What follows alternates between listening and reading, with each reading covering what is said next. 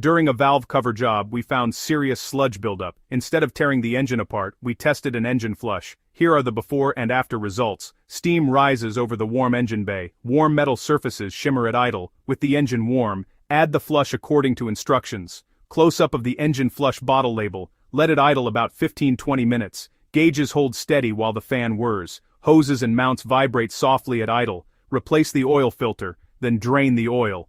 Notice how dark and contaminated it looks. A gloved hand twists the fitting. Oil drips. Ratchet clicks as the component goes back. Slow ambient drip under the pan continues. After removing the valve cover again, the difference is clear. Sticky, tar-like sheen coats the cam lobes. Metal grain shows a thin residual oil film.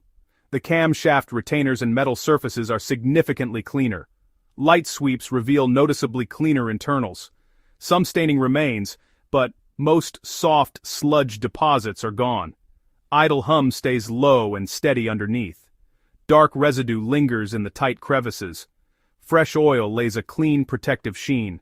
Strong shadows emphasize the metal texture. Highlights roll slowly across cleaned parts. Viscous oil clings along sharp edges. Metal looks cleaner, with light staining left. Subtle drift across the idling engine bay.